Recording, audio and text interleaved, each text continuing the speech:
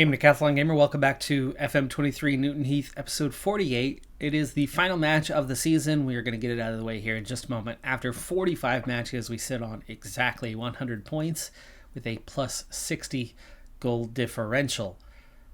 Something has to give on that. If we draw, we're going to score points. It won't be a nice even round number. If we lose, we might stay on 100 points, but then the goal differential doesn't have that nice even round number. So something has to give in this final match. I'd rather see it be a win. We have not lost at home all season. And let's see if we can keep that record going with AFC Wimbledon on... Actually, you know what? It's decided. It is decided. The only thing left to decide is the final automatic promotion spots, which somehow Bradford City have jumped into the favorite spot for that one and could be heading up with us, where our rival will be with us once again in League One. And they happen to play already relegated last place Port Vale, who the only thing left for them to do, to accomplish, is to ruin Bradford City's day. Sadly, the team had, a lot of them had a foot out the door as we were approaching the end of the season with the league already wrapped up. So the thing that ended up giving was literally our only loss of the entire year. And when you look at the stats, that's harsh. We got FM'd. Burstow scores in the 4th minute on their only shot on target the entire match. They only had 2 attempts the entire match. 90 minutes. And you know it's stoppage time, first half, second half. Guaranteed there's at least 2 minutes of that. So they played 90 minutes since the only shot they had on target. They had possibly one more attempt, unless it happened in the first 4 minutes, the whole time. And yet we lose. We, of course, only also managed to get 4 on target ourselves and have only 41% of the possession.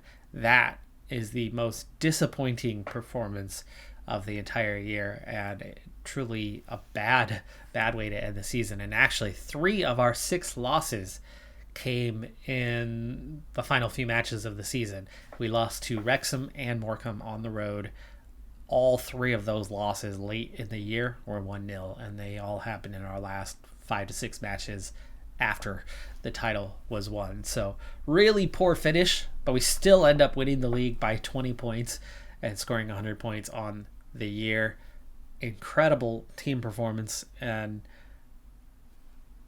entering League 2 after winning the title in the National League, I thought that we would cruise. I thought that the reality was the National League is the hardest division to get out of in all of English football, and possibly in the entire world. Possibly. I don't know every division. I don't know every professional league around the world. But where promotion and relegation exists, as far as I can tell, nothing is harder than getting out of that National League. And of course, that is because of 2 key rules. One, that you're only promoting 2 clubs. And 2, and you have multiple relegation teams. Double that, right? 4 teams going down. And second, being that they do not have the FFP rules that you have beginning in League 2 above it. Therefore, you can spend more. You can be put in a very, very difficult situation where it's almost impossible. The competition to get promoted is insane. And then you look at League 2, League 1. There's only 2 teams getting relegated. You have to be very bad. Port Vale was very bad. Shrewsbury, a little unlucky. They're going to go down on goal differential alone as Gillingham, on the final day of the season, come through. But in terms of the promotion spots, there's 4. Southend, on 78 points, are getting promoted automatically. Bradford City in the National League would not be getting promoted automatically. Neither would Southend. and those 4 teams below them would all be playing in the first round to then go play those 2 teams in the semis to then have the winner of those play each other for the final promotion spot. While here, we simply have a 4-team playoff. Quite simple, quite straightforward. And Colchester, who have been very mediocre, 19 wins, 17 draws. You're looking at a Chesterfield with 19 wins, 18 draws. I mean, these teams are barely winning more than they are drawing. And their only strength is they happen to lose a bit less than some other clubs. And they very likely could have promotion because literally one of those 4 teams, despite their mediocre season, will get promoted. Now, Forest Green, identical record to Southend, but half in terms of the goal differential means that they might have pulled out and eked out the results, but certainly not in a comfortable kind of way. A very, very uncomfortable manner for those teams. And 4 teams are going up. And in League One, sure, it's competitive, but they know that if they get relegated from there, there's almost no difference from League One to League Two financially. There's almost no difference in League One to League Two in terms of, you know, the reputation. You're not going to drop off, and there's no sudden, oh gosh, we're going to face back-to-back relegations because only 2 teams go down, and you have to be really bad for that. So it's quite possible for League One sides to start a rebuild knowing that, we get relegated, we can literally just bounce right back up. But when you come out of National League, it's so hard fought. It's so difficult to get out. And you can come in with a squad that's really stacked already. Seeing those back-to-back promotions are likely. And when we got that first promotion, I thought that would be likely for us. I really did think that we would do what we're doing here now, what we ended up doing. But then as we came up, the media prediction said 23rd. And then we were struggling with the reputation, unlike in the National League, where guys were just happy to get paid to play. And we were definitely paying them more than others. And the reputation didn't seem to matter as much. They were happy for that opportunity. But then we hit League Two, and everybody's professional, and everybody's getting paid decently well. And all of a sudden, the reputation was far more important. And we struggled to get signings. We really, really struggled to get guys to want to sign with us. And so we took almost the same squad that we had a year ago. We didn't build on it. It was almost identical. I didn't think we were hardly any stronger than we were. And really, we had only gotten deeper. Now, by January, and because we were performing well, we started to find it a little bit easier, and we had the new signings that did push us to the next level.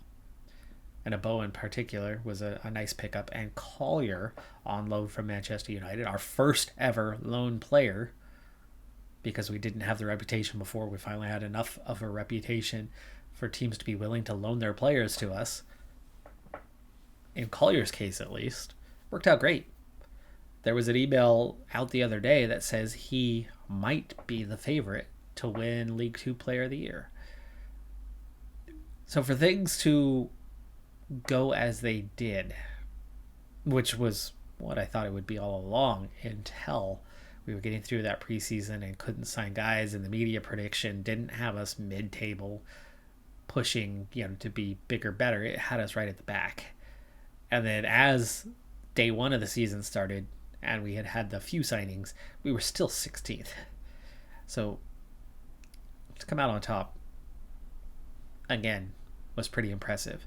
But now, looking at how these leagues are structured and how the reputation has grown by 500 more points, and I'm seeing the scouting. There are more players interested. Collier, unfortunately, is still not, and we still have a huge, huge hole to fill in the defensive mid region of our team, of our squad. But outside of that, if we can fill that, I feel like we could probably cruise through League One as well. Maybe a little bit closer, depending on how those signings go. But I think we could be seeing promotion. And it's 3 that go up out of League One. So there's a lot of teams that are in flux in League One. It's a league where there's a lot of teams on the way down, a lot of teams on the way up, and you can rise or fall quite easily in League One. Now, unfortunately, our youth intake has come in and it sucked.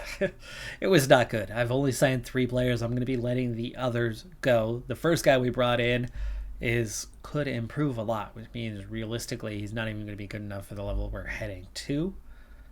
Right now he's good enough to be a north-south player. To make matters worse, that first player didn't even play a suitable position, as he was a left mid, right mid.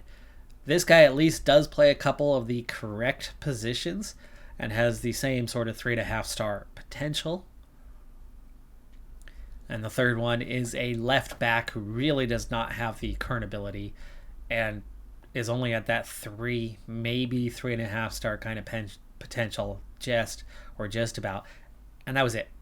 And he's unambitious, so getting this guy to develop is not going to be easy. This was not a good intake. But of course, as expected, one, we cannot get the club to upgrade our youth rating. It's been awful. Just hideous. It's the lowest. It's a 1 out of 20. But then, on top of that, we're climbing the ladder too fast for youth players to be at the heart of what it is we are trying to do. And therefore, it's to be expected that, we're not necessarily relying on this. But at this stage, it appears that we're in for another build through the transfer market, through the free agent market. And now that we're pushing up into League One, I'm feeling I'm going to start spending a lot more in terms of transfer fees, as there's not going to be as many free agents sitting around available. But as always, there are still going to be some. And we're going to be very, very active on that market being all those Premier League rejects, their reserves rejects, the ones who made it out of their youth ranks, or some that aren't getting eliminated at the youth ranks, but more so the ones that made it into the professional contract, but the minimum kind, where they play for the reserves, they're under 21 squads or under 23 squads. But then 2-3 years, they've never had the breakthrough with the senior squad, and they're being released.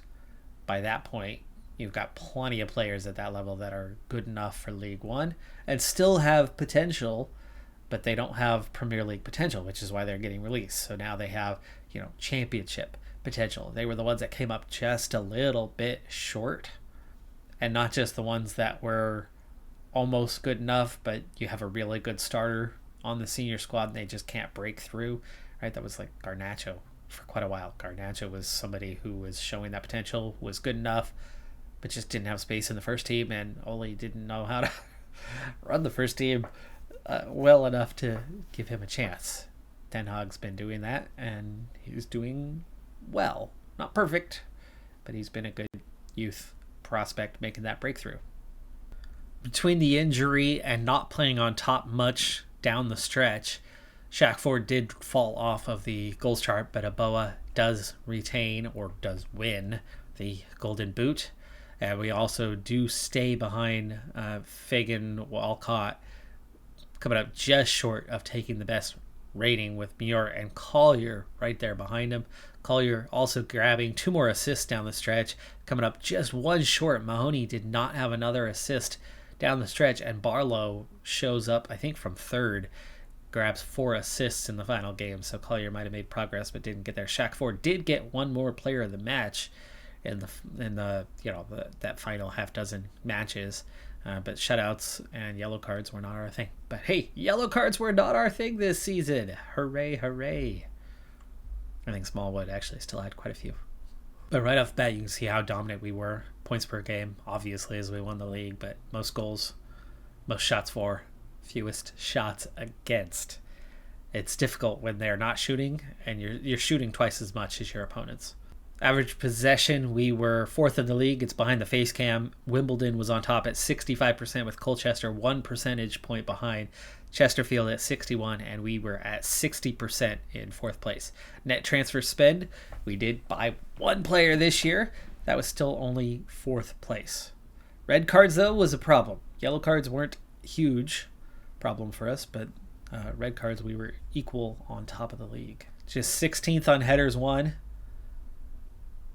but our ratio was first by 5%. So we definitely won the headers we went for more often than anybody else. Yellow cards, we were still 7th. We just missed that top list. And red cards, we were top. So discipline was still an issue. And I really do think that there might be something to the reputation part of that, because we play a clean brand of the sport where we don't dive in too much and we win our tackles at a higher rate than others. So how are we getting called for the constant fouls unless they are literally professional foul after professional foul after professional foul, because we're smart enough to know when to do that? That's the only other logical explanation that I can come up with, besides the fact that we have a lower reputation. A 30-goal advantage over second place Bromley, and our goals per game likewise. Expected goals over performance. This is a nice thing because, yes, we did score a lot of goals, but we actually did perform well compared to our XG. Our XG was 86.5. We had an additional 9.5 goals over top of that, which was good enough for second in the league. On the XG chart themselves, we were almost 20 goals better than Forest Green in second place. The non-penalty expected goals was plus 17. And we actually were equal on top with Chesterfield for penalties taken, scoring 10 out of 12 on the year. So actually we did make something happen that we weren't getting much of previously, and that was a lot more penalties. Cross completion percentage is something that we do take smartly. We don't just cross the ball needlessly, and as a result we complete roughly a quarter of all attempted crosses,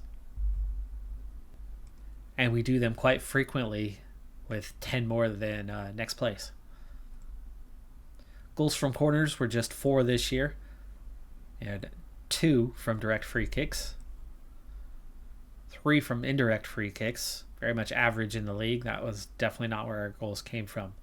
Pass completion, 5th best in the league, but we made the right moves at the right time, and we're almost plus 80, roughly plus 75 in terms of chances created, even though our passing was good. It was only 5th. So we made the right pass, and that led to a lot of extra shots for us compared to others. We also had the most shots on target, and we actually had the best shooting percentage in the league at 42%. Now, it's definitely a byproduct of working the ball into the box. We didn't take as many long-range efforts, and as a result, our conversion rate was also higher than anybody else in the league at 14%. Shots per game at 14. Fouls against. Finally moving up that chart a little bit. Still only 9th best, so we didn't draw a ton of fouls. Dribbles made was 11th. Possession lost, 6th best at retaining the ball. But that does mean we lost it a little bit more than some of the others. And they were also high on possession. They were not low. The entire top 6 is 58% or better in terms of possession. High intensity sprints had us right near the bottom. We are almost 100 ahead of AFC Wimbledon, but also a good 60 behind Eastleigh in third bottom. So high intensity sprints was not our thing. We were not going for the out dribble your opponent approach. Final third passes, though, completely dominant. 300 higher than second place. We had our possession in the right area of the pitch.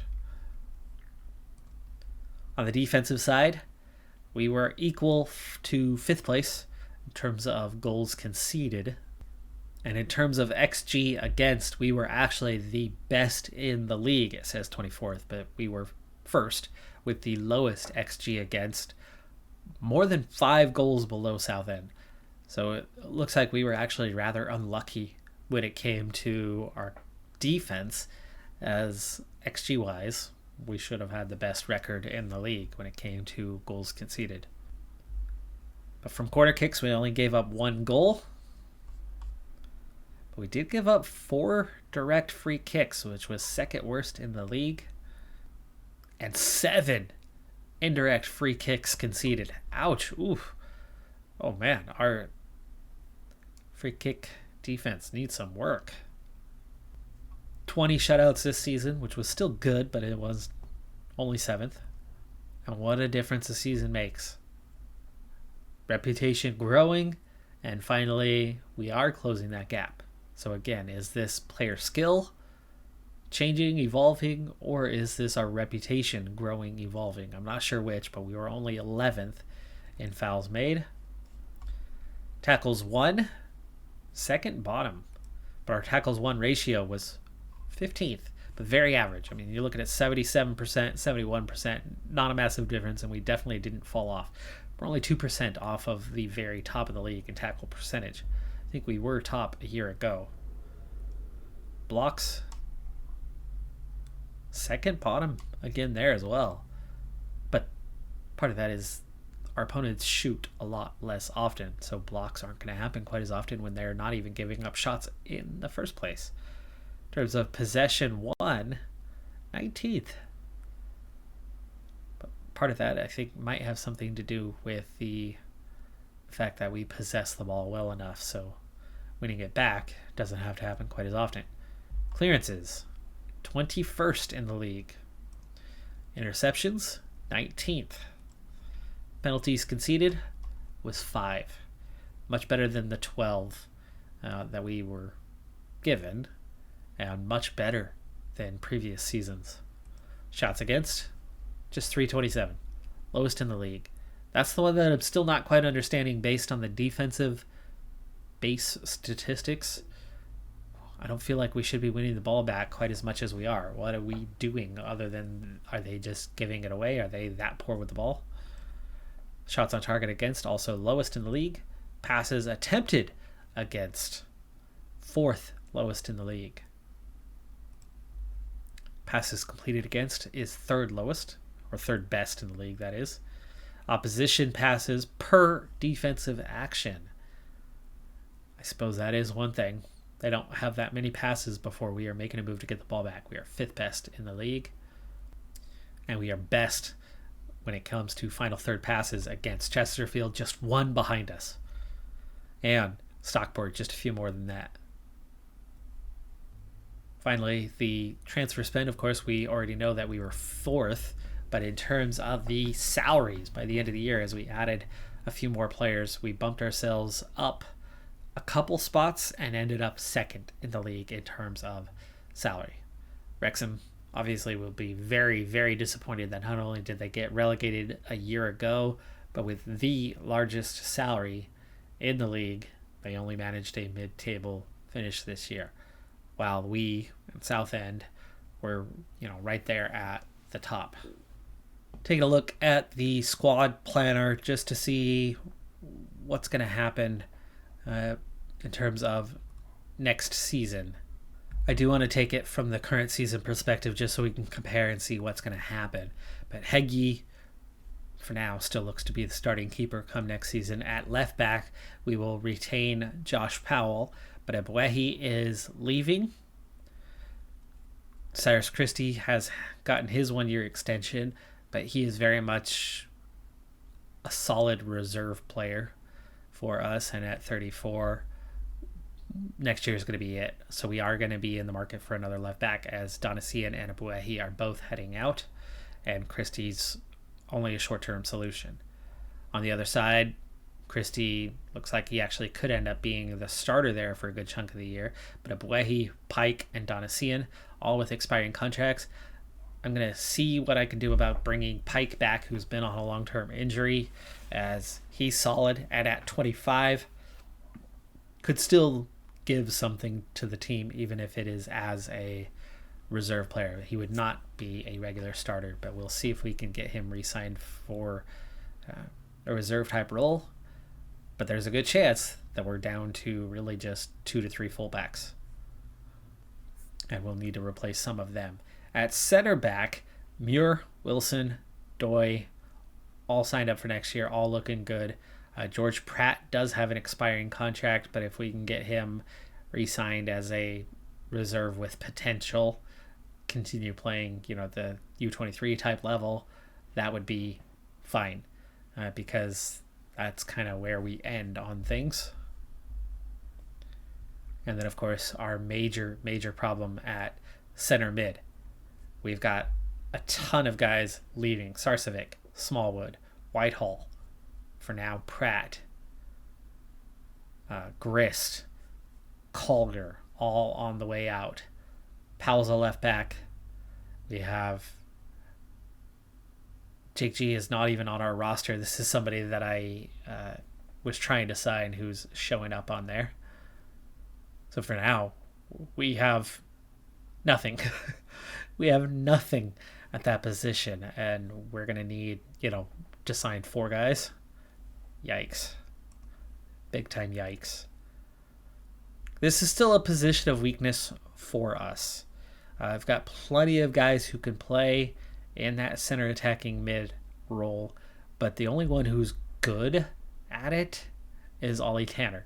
And Ollie Tanner was not quite good enough for League 2. He's definitely not good enough for League 1. So he's got an expiring contract and has already decided that he wanted to leave anyway. So we have Shaq Ford, but I'm really liking the Shaq Ford Aboa combination on top. 2 good strikers that I think can continue to score goals at the League 1 level. So we're pretty well sorted on top, though Ollie Palmer has the expiring contract. Whitaker, Hercules all have expiring contracts. Lapalabai isn't a striker. So I will look to pick up another striker. But we're in good shape starting-wise. But this is another problem position. So our 3 kind of center midfield positions definitely need attention. We have reserve options, but I don't have a solid starter in this center position. But on the left, we've got Amiobi, we've got Redden, both signed up for next year. We've got Ndoweni still signed up for next year. And so with the guys that are going out, we're fine. 18-year-old Reyes, who's been out on loan, can come in and serve as a backup there and maybe get good enough. On the right side, it's largely the same story other than the addition of Lapalabai, who's continued to develop and impress. And of course, Redden is at that position, and a lot of the extra depth that we have is going to be gone. I will certainly look for another winger just to give us some depth there again, as we've got quite a few guys leaving, but we don't have urgency there. We just need kind of one more depth-wise. So the main positions, other than fullbacks needing to be addressed, is definitely the 3 center mid kind of spots.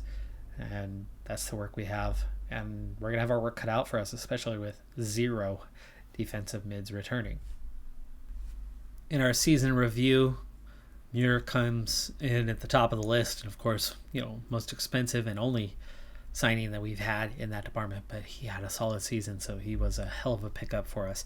And then of course Collier was the other big key piece, but Alfie Doy also comes in as a key signing. We didn't bring in as many guys this season, but the ones we did were big. Aboa, 28 goals in 35 starts. Revenue comparisons to last season: sponsorship money was up, broadcast revenue doubled, corporate hospitality went up by $400K, competition prize money down by $100,000 this year, but that's because we didn't have any deep runs, as once you kind of hit League 2, you're suddenly finding yourself entering the FA Cup late. You find yourself entering other tournaments. You're not the FA Trophy, you're now in the League Cup and facing an uphill battle as you're at the bottom end of the entry level.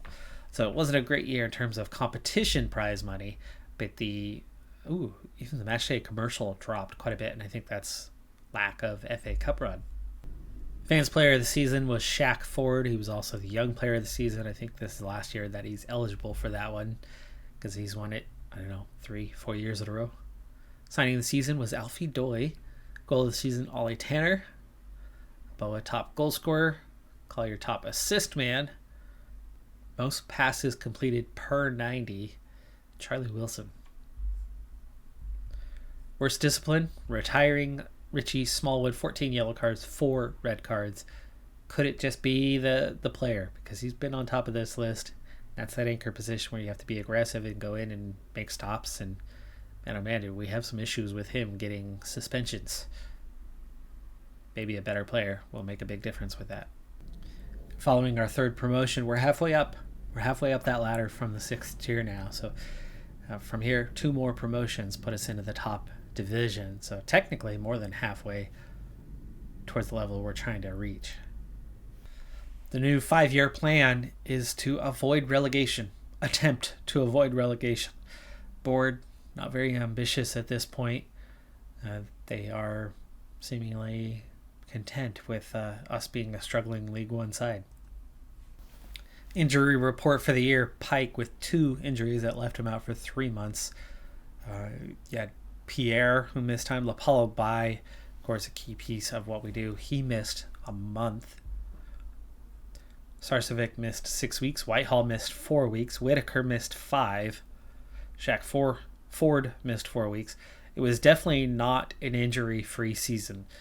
Yes, we had our number of minor ones that really don't amount to anything, but we had a lot of guys in and around that first squad that missed roughly a month each. But in terms of major injuries, Daniel Pike was the only one out long term. And that part was certainly helpful. We had guys out, but we had depth. We had guys out, and we had depth, but they came back. And so we kept kind of rotating through, and we didn't have much in terms of the long-term stuff. And that helped. That helped immensely.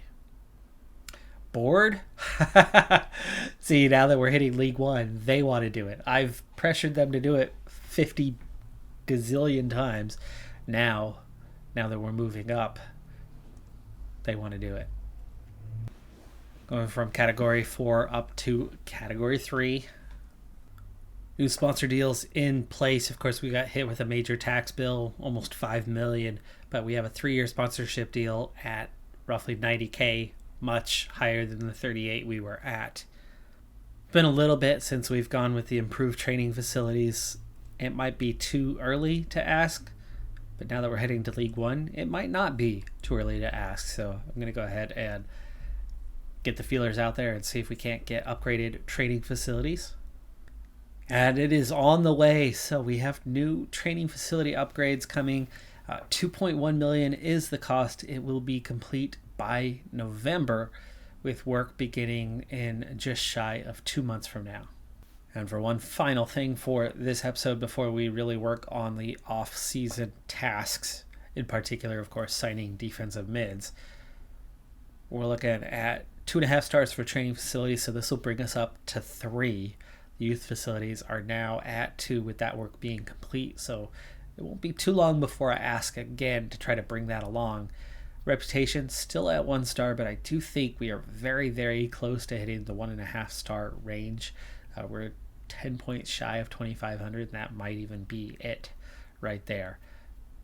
Hopefully that's the case. But in terms of finances, we are now a rich club, have been for the last year. Balance is at $56 million, even after the tax bill that we've just been hit with. But with Smallwood and Sarcevic out, we're going to be looking for new captains. We might not be gelling terribly well at the beginning of the season. It's entirely possible because all 4 of those guys, outside of that head coach at the top of the list, all 4 of those guys are not looking to be a part of the senior squad next season, unless, when it comes to Collier, he's got an expiring contract at Manchester United. He doesn't want to play because he wants to play for Manchester United. But I went into possible contract negotiations when it came to them to see where we were at. they have no interest in retaining him. He's only got championship level potential. That's not Manchester United level. So I think he's still a boy with a childhood dream. And maybe once they've released him, he'll think twice, especially once we've, level League One instead of League Two. He might change his mind.